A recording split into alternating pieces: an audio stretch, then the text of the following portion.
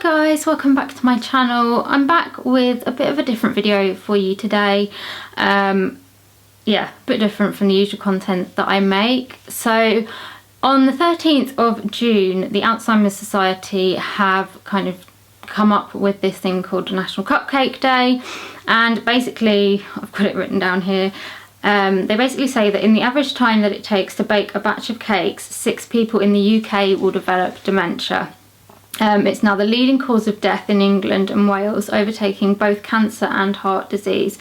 So they're hoping that they can get people to bake some cakes and raise awareness, and also raise some money to donate to Alzheimer's Society to try and find a cure for dementia.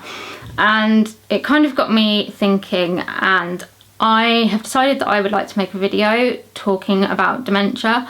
And in particular talking about my Gran, because she had dementia, and I think until she got dementia I didn't really understand, or none of us did to be honest, what dementia was or how it could affect somebody. I just assumed that it was being a little bit forgetful, or, you know, not remembering people's names and things like that, and in reality it is just so much more. So I wanted to use this opportunity today to just tell you a little bit about my Gran, and to try and raise some awareness of dementia. I've done a fair bit of research for this video because I didn't want to just launch into all the bad stuff about my Gran and the dementia and how it affected her. I wanted to start off by telling you a bit about who she was, and the fact that she was, you know, a healthy, normal person and did some pretty amazing things, to be honest. So I'm going to start off by telling you a little bit about her. Hopefully I've got some photos that I can kind of show you as well, just to kind of break it up a little bit. And then I will just go on to tell you kind of how her life progressed and how the dementia came about and how it affected her, and how it affected us as a family as well. So my Gran was called Patricia. Some people called her Pat, some people called her Trish. Obviously I called her Gran, or Granny. She was born on the 5th of December 1923 in Wembley, London. She was born at home because I think that was like the done thing at that time. And then she had a younger brother called Robert a few years later. I don't know a huge amount about her kind of early childhood. We've kind of looked through a lot of her stuff and there's not a huge amount there. I might have a few pictures of her kind of growing up, but I don't know, yeah, a lot about that. I think she was quite a good student at school. She seemed to kind of, you know, concentrate well and seemed to get good reports from what we've read. But yeah, I've started to find out more about her from when she was a bit older, and she joined the Wrens, which is the Women's Royal Naval Service. So she joined them during the war, because she was alive during the Second World War. And she was actually one of the first female commissioned officers to be in the Wrens. I apologise if I keep looking down because I've got some of the information on my phone and I don't want to get it wrong. So yeah, she was one of the first female commissioned officers to join the Wrens, which is pretty cool, I think. When she joined, this just kind of shows how determined she was, I think. So basically she was blind in one eye, had been for as long as, well, I think from as long as she knew, she had been blind in one eye. So technically she shouldn't have been able to join something like the Wrens, but she was determined that she was going to help the war effort. She wanted to work, she wanted to help. So she learnt the eyesight test off by heart, so that when she went to be tested and they obviously covered up the eye and she couldn't see anything, she had remembered every single letter, where it was, and that meant that she was able to pretend that she could see, and therefore she was able to pass the eyesight test and be enrolled into the Wrens. So, you know, obviously not like ideal, but it just shows that what kind of person that she was, and it it makes us laugh, and she did amazing work. So in the Wrens, she was a secretary, and she was actually in charge of a team who typed up the orders for the D-Day landings, which is quite apt because it's 75 years since the D-Day landings, yesterday actually. And yeah, for her to be in charge of something so important is just incredible. And I remember when she used to tell us about it, and she would tell us, you know, that they were like in this building and they weren't allowed out. It was like really, really high security, obviously, because they didn't want any of those orders getting out to people that shouldn't see them. And she used to tell us things like, you know, they had to ask to go to the toilet and they were escorted and all this kind of stuff.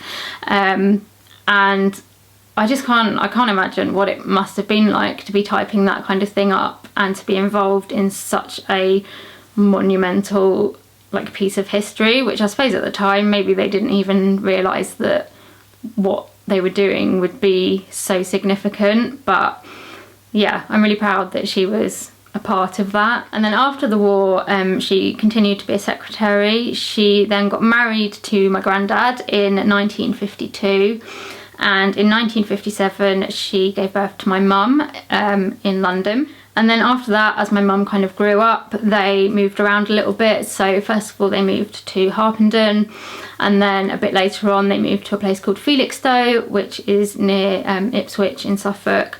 That's the kind of first place that I remember them being, because I don't think I was alive when they still lived in Harpenden, but when they moved to Harpenden, like my mum and dad still live, when they moved to Felixstowe, sorry, my mum and dad still live in Felixstowe, and that's where I was born and brought up for the first couple of years. And then we would go back and visit them in Felixstowe like very often. And I remember like them taking us to the beach, and I used to go and like stay with them over the summer. So like for a week, me and like my brother or my sisters, my brother and sister would like go and stay with them for a week, and just look forward to it all the time, being with both her and my granddad, because they just doted on us. They did so much for us. My gran always used to bake cakes with us, and I have so many like happy memories of baking like cupcakes and stuff in their little kitchen. Just like they used to take us to like the pitch and putt.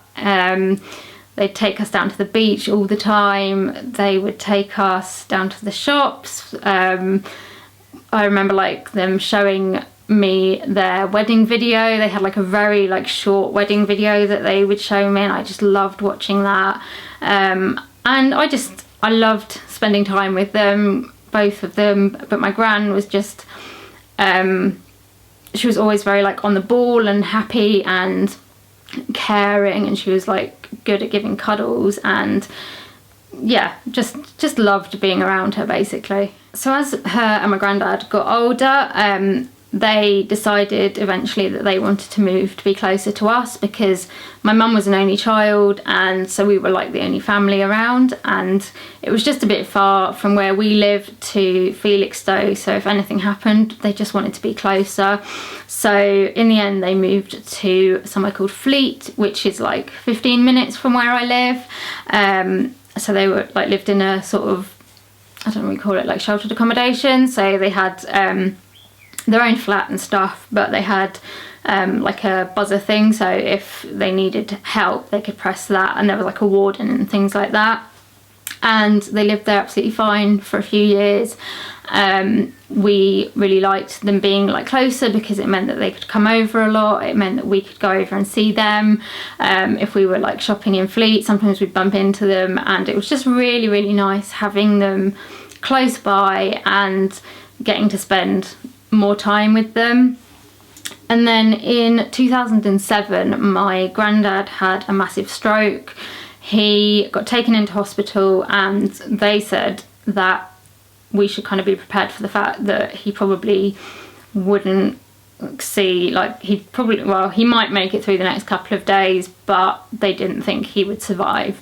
He was really ill, and yeah, it had been like pretty catastrophic, but somehow he dug his heels in and he kept going. And although he was, you know, not the same person afterwards, well, he was all there mentally, and you could tell that, but he couldn't speak, he couldn't feed himself, he couldn't walk, he couldn't do anything for himself.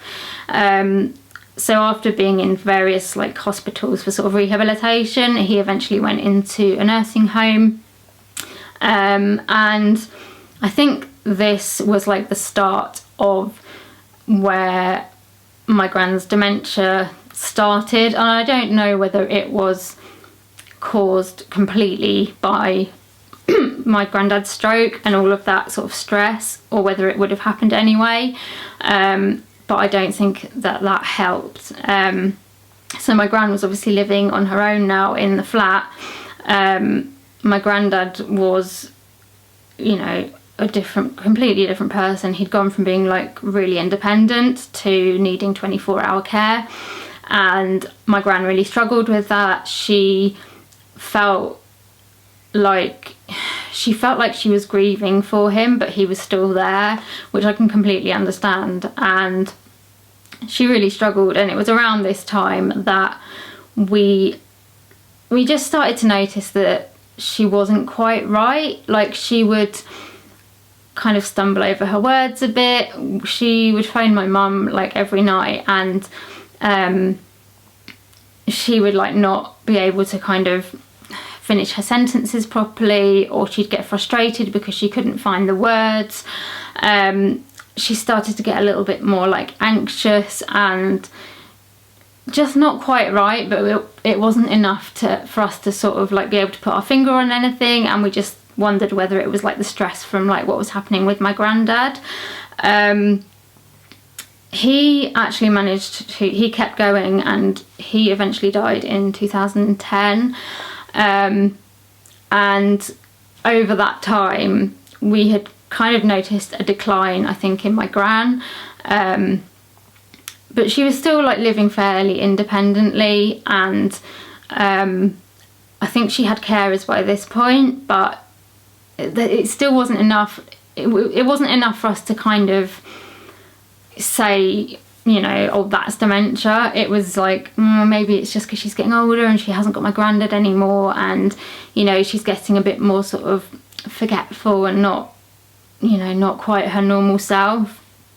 But when he died, I think we just started to notice her decline a lot more. So she changed quite a lot. I mean, we'd hear from the carers saying that, you know, they'd put her like her meal, they'd cook her a meal and put it out, and someone would come the next morning and she hadn't eaten the food.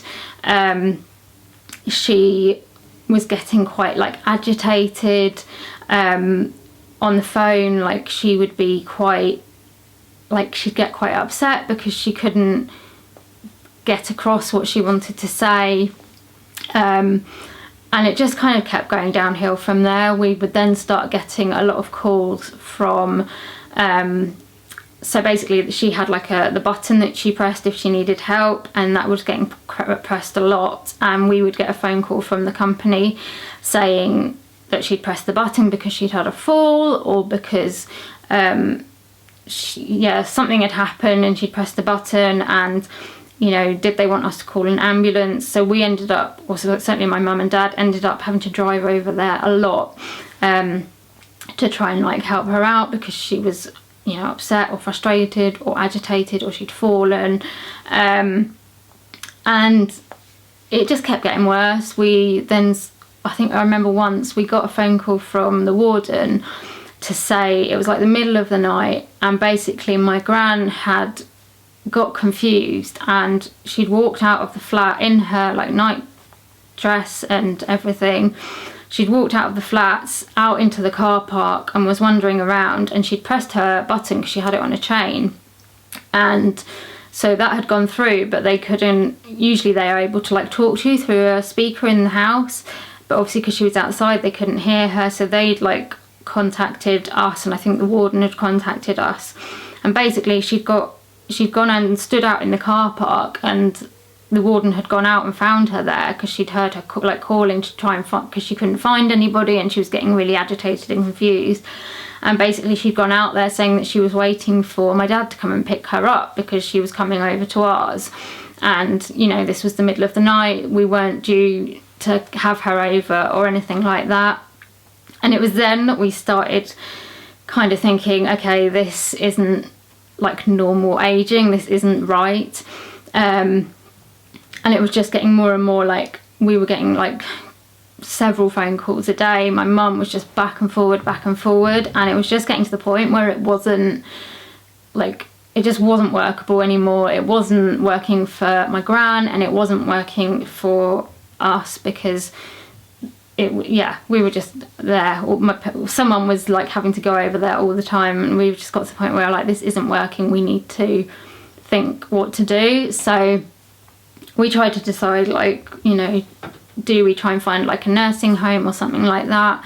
But we just thought that it would upset her too much, kind of going into somewhere like there where because she was getting so confused, obviously she wouldn't have known anybody. So in the end we decided to move her in with us. So we have like a little study downstairs, and we turned that into a bedroom. And in 2011 she moved in like permanently to live with us. So over the next 4 years of her living with us, things just got progressively worse. She got to a point where we kind of started getting doctors involved, and she was eventually diagnosed with dementia. But unfortunately there just isn't much they can do. They tried her on a couple of different medications and they just seemed to make her worse. So in the end it was just decided that we would just have to cope with how things were going and to try and keep her safe and comfortable.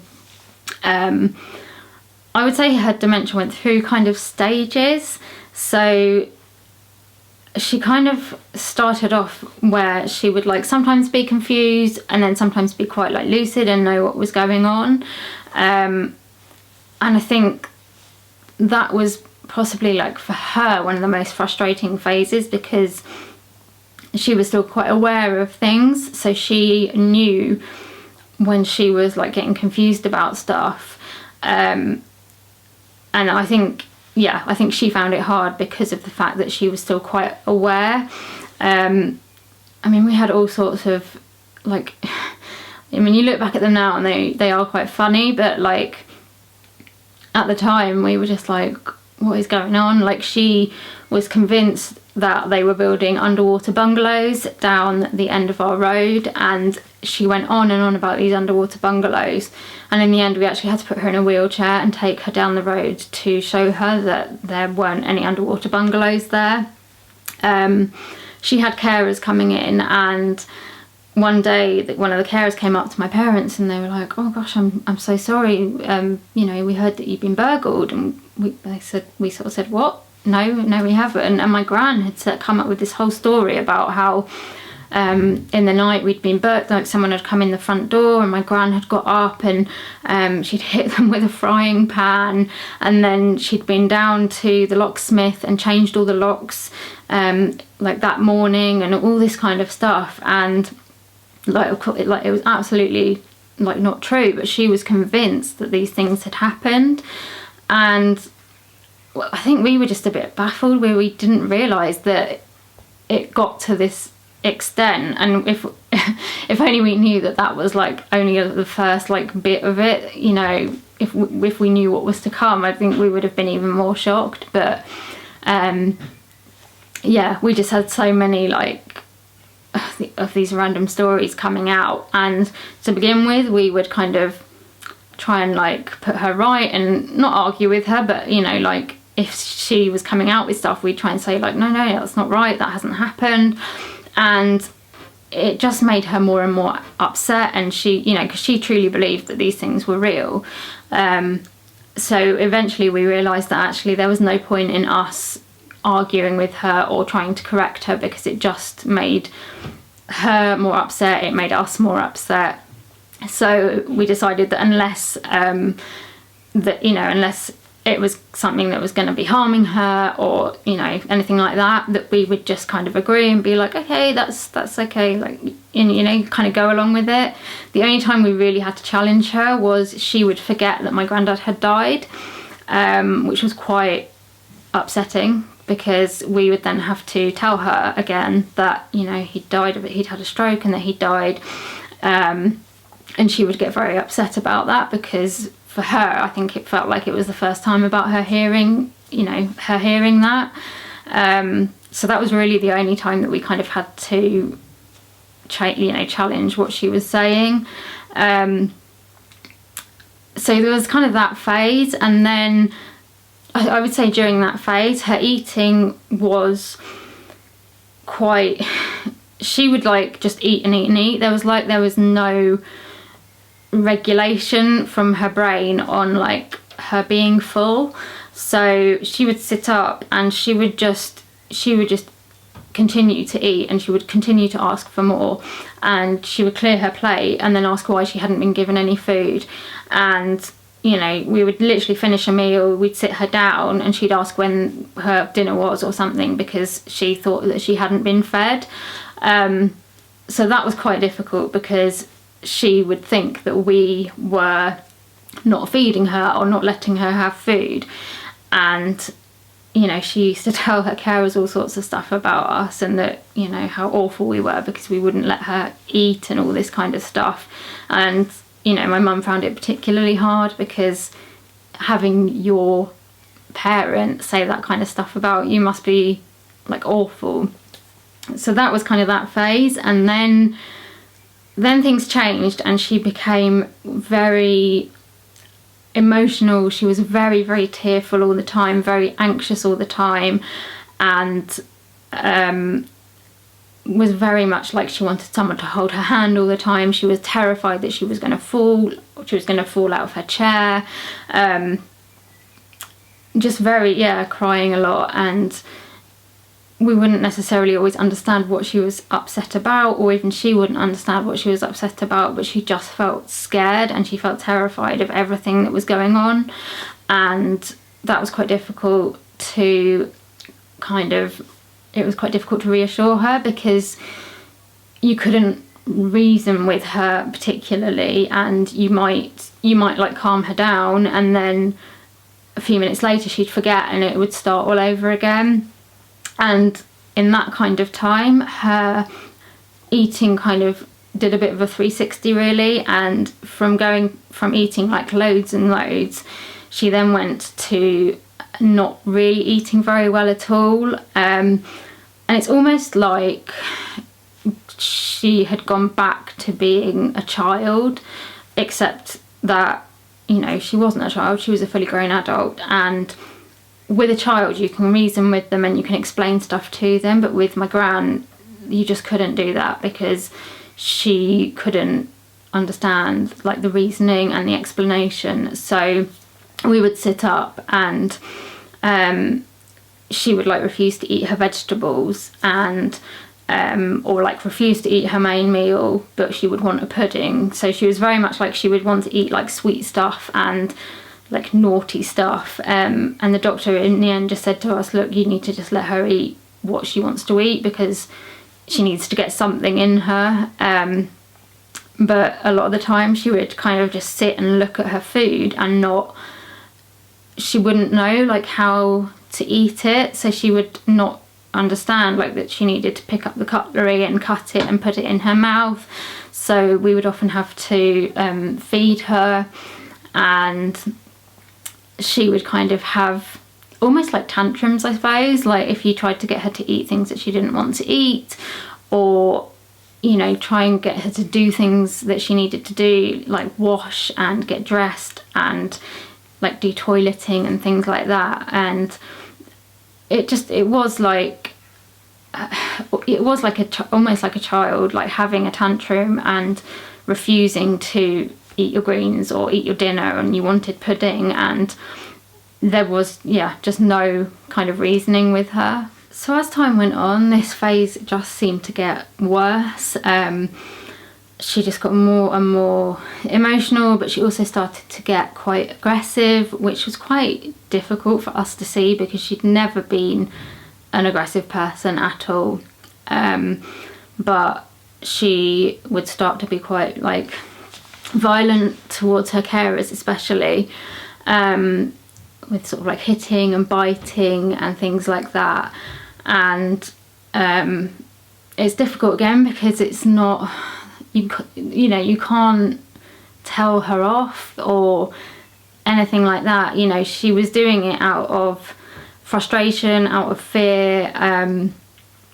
You know, sometimes you could kind of understand why she'd done it. Like if someone, if a carer had kind of gone to do something, like wash her or change her or something like that without kind of explaining it, you know, she might be like, she might bite them or she might hit them or whatever, because, you know, all of a sudden this person is coming towards her and she was like terrified. Other times it just happened and we didn't really understand why, apart from the fact that it was kind of part of the dementia and that's what happened. So yeah, she wasn't generally like aggressive or anything towards us. It was mainly towards her carers. Although like verbally she would be often be quite nasty to my mum.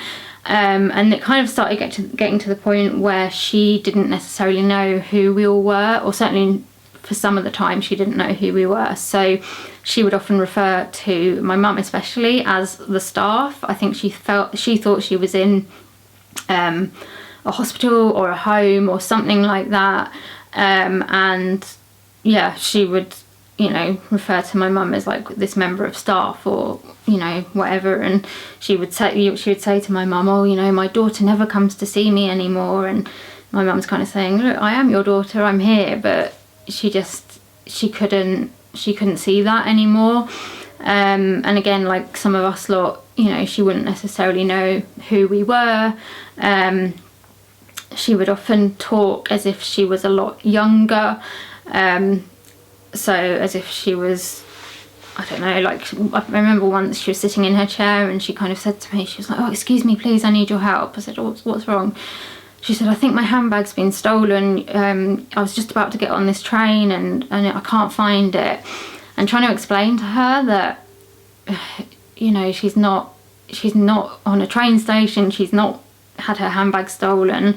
It's really difficult to explain that to somebody who believes that that's what is happening. But yeah, as well as getting kind of aggressive, she just also got a lot more sort of fearful and tearful and upset, and she constantly wanted sort of someone with her to comfort her. It was really difficult sort of night times putting her to bed because she would just call out a lot of the time, saying that she needed help, but she didn't really know what she needed help with. She would say that she was scared or that she was lonely, that she wanted someone to hold her hand. And it's really difficult because obviously you want to be with her, but you've also got your own life that you need to be leading as well. And you just couldn't know, someone couldn't be with her 24/7. Like, it did get to the point where someone had to be in the house with her because she couldn't be left on her own. And her care sort of package did kind of go up, and we got a little bit of respite care, but not a huge amount. But yeah, like she needed help with everything. She'd lost like the ability to walk. She just didn't seem to know how to move her legs to support herself. So she sort of had to be hoisted and like use a wheelchair and all that kind of thing. Toileting, like she was kind of incontinent. She didn't particularly know when she needed to go or anything like that. Eating got worse and worse. Just getting her to eat or drink anything was a massive challenge. She had kind of gone from like wanting to eat sort of, you know, cake and chocolate and all that kind of stuff to just not being interested in food at all, or not even like, it's not necessarily not being interested in food, just not not knowing what to do with it. You'd put something in front of her and she would just sort of sit and look at it, and you'd say, oh, you know, are you going to eat your tea or whatever? And she, yes, and then you come back and she hadn't done anything.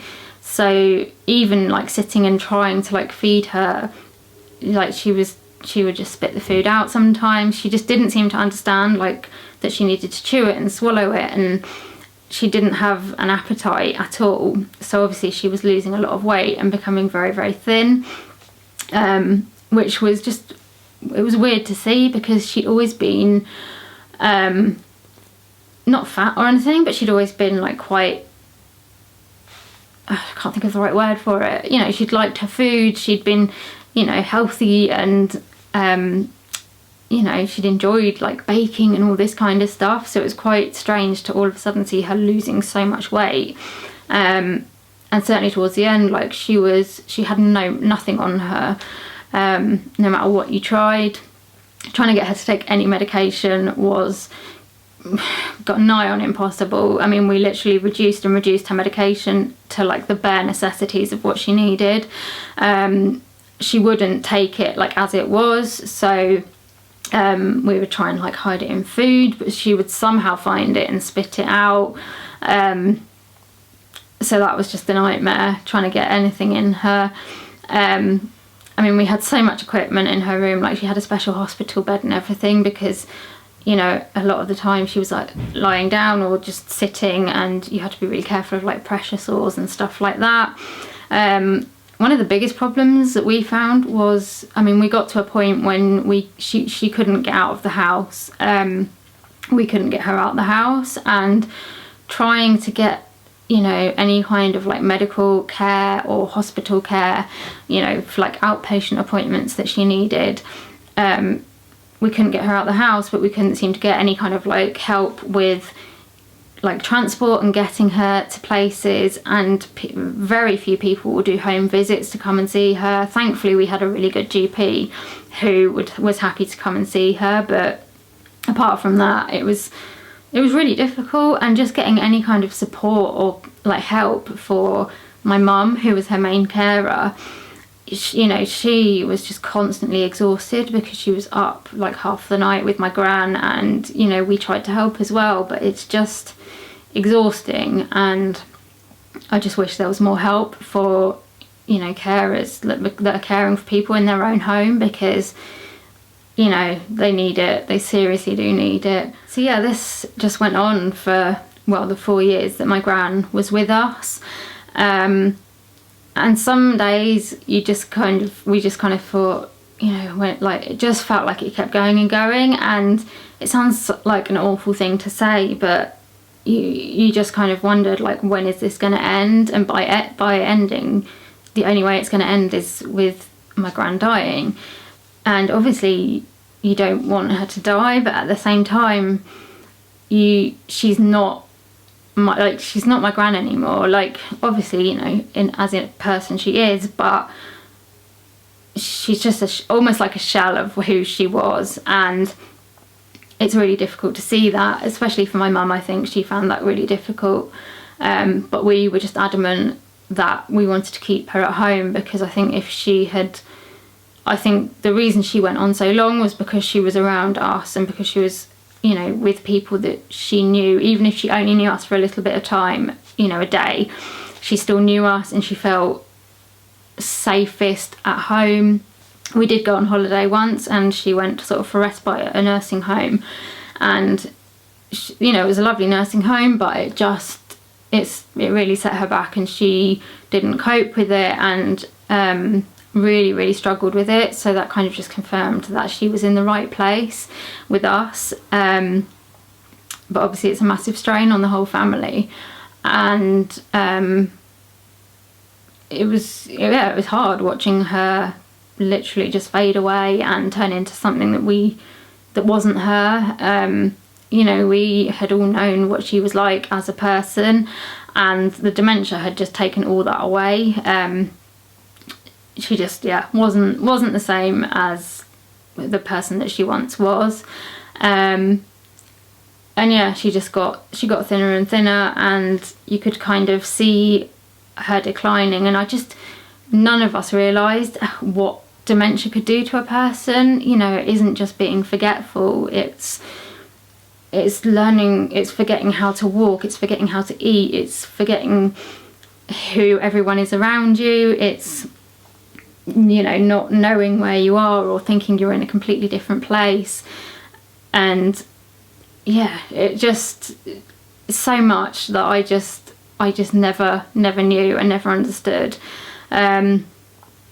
So as I said, yeah, she was with us for 4 years. In the November of 2015, my mum had actually taken my sister to hospital because I think she'd broken her arm or something like that. And usually it was my mum that would go in and wake my gran up to begin with, like ready for the carers. But because she wasn't there, it was my dad and me at home, and I was going to go down and open her door and sort of wake her up, and for some reason that day I kind of thought, oh, I'll just wait for Dad and we'll do it together. And I don't know why I felt that or thought that, because you know, if it had been any other day I probably would have gone in on my own, but I didn't. So I waited for my dad to be ready and we both went in together, and basically we went in and sort of said hello, and kind of as soon as I looked at my gran, I knew that she had gone. I had never seen anyone dead before, but I don't know, you just knew as soon as you saw her. And we kind of checked, and you know, it was obvious that she had passed away in the night. I won't go into too much detail, but it didn't look as peaceful as what I thought it would look, and it upset me quite a lot, to be honest. So once we had realised that she had died, we rang. So actually my dad rang my brother because he's a paramedic and he just happened to be at home, and he said, would you mind coming round? We think Gran has died in the night, but can you come and can you come and check her? And he said that, yeah, he was okay to do that. So he came round, and while we were waiting for him to come round, I also rang our doctor. The reason that I didn't ring an ambulance or anything like that was my gran had a DNR, which is a do not resuscitate, and there was just no point in ringing an ambulance because, I mean, my brother said don't bother, ring the doctors. So we rang the doctors. Our GP wasn't actually in that day, which was slightly frustrating because she'd seen my gran, you know, all the way along, and it would have been nice for her to be able to have been there. But I sort of spoke to the receptionist and I said, would it be possible to speak to a doctor? And she sort of said, oh, hang on a minute. And she said, oh, I can give you like next Tuesday or whatever. And I think I must have just burst into tears, and I was like no, I was like, I think my gran's just died, I don't know what to do, I need help. And they were lovely, absolutely lovely. She said, oh, okay, don't worry. She said, just wait a minute, I'm going to go and speak to a doctor now. So she'd got my details and everything and went to speak to the doctor, and they basically just said, okay, that's fine, you know, don't touch her, don't move her or anything like that now, just wait and we will come round. And because they have to sort of do this they have to kind of certify death, so they said that they would do that. And all this time my mum was out.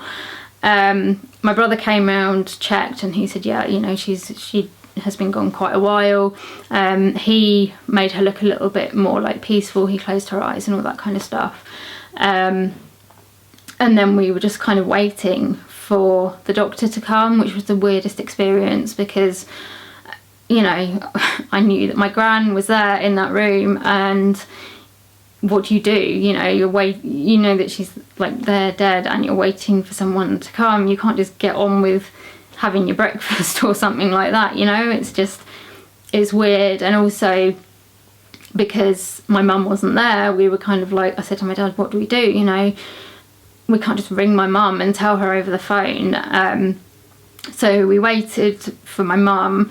The doctor came before my mum actually, and he did, you know, what he needed to do, and yes, you know, did this death certificate and contacted, you know, a private ambulance and all that kind of stuff. And then he went and said, oh, you know, the ambulance will be here soon to take her to the funeral directors. And then I was really worried, because I was like, the ambulance, they can't take her before mum comes home. You know, just imagine mum coming home and finding that she's died and she's not even here anymore.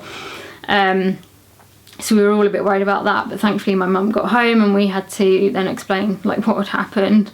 And obviously she was like really upset about it, and we went back in and sort of saw my Gran, because she looked a bit more peaceful now. We went back in and sort of saw her again and you know, said goodbye and stuff like that. And then the private ambulance came and took her away, which was a bit that I hadn't cried up until then, I don't think, but then seeing them kind of take her away really kind of seemed to set me off. And yeah, it was just really weird all of a sudden, her not being there, because she'd been such a big part of our family life because of her being my Gran, and also because of all of the care that she needed because of her dementia. And it was weird, her not being there all of a sudden. And yeah, that kind of is where the story finishes, I suppose. So yeah, I just wanted to kind of talk about our experiences of dementia with my Gran. And you know, I'm not an expert, I'm not, you know, qualified in anything apart from the fact that we went through it with my Gran, and you know, I don't know whether I've told it particularly eloquently. It's just kind of come out as I've remembered it, but I hope it has raised awareness of dementia. I mean, there are so many different types of dementia. My Gran had Alzheimer's, and you know, they affect people differently and stuff like that, but this is just our experience and how she developed dementia and how it affected her. And I just hope that it has helped people to understand a bit about dementia and understand that it isn't just being a bit forgetful or, you know, just a bit like quirky and weird. It's so much more, and it has such an impact on not only the person with dementia but the whole family around them.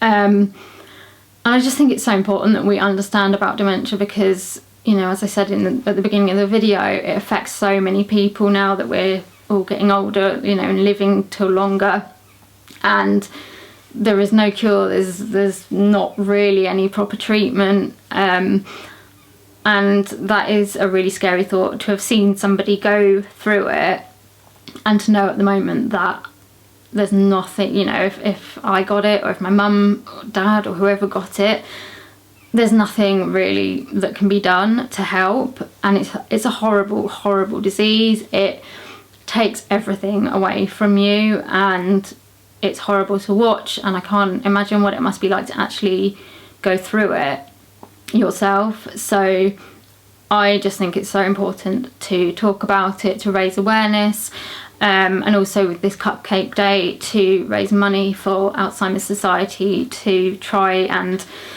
put more stuff into research and to try and understand it, and to eventually get a cure so that people aren't having to go through this anymore. So I hope that has helped. I hope that you maybe have taken something from this, or if you've been through it yourself, that you have taken a bit of comfort in knowing that it hasn't just happened to you, and that there are other people out there that have been through it too, because you can feel really lonely, I think, when you're going through something like that, trying to find any kind of support or anything, and a lot of it you are dealing with on your own. So if you're going through anything like that at the moment, I hope this just helps you feel like you're not on your own with it, and that there are people out there who understand. I feel a bit weird saying this at the end of the video, but I really hope you found it useful, and if you do want to see more videos from me, please do give me a like and subscribe to my channel. Please leave a comment as well. I'd be really interested to hear if you've got any experiences of dementia in your family, how it has affected you, or if it hasn't, like what have you picked up from this video that you maybe didn't know before. And if there's any other videos you'd like to see me do, please do let me know, because I'm always interested to hear your suggestions and requests for video content. And if you want to sell some cupcakes or donate to Alzheimer's Society, then I will put like all the information in the description bar so that you can do that. And I will see you in another video very soon. Bye!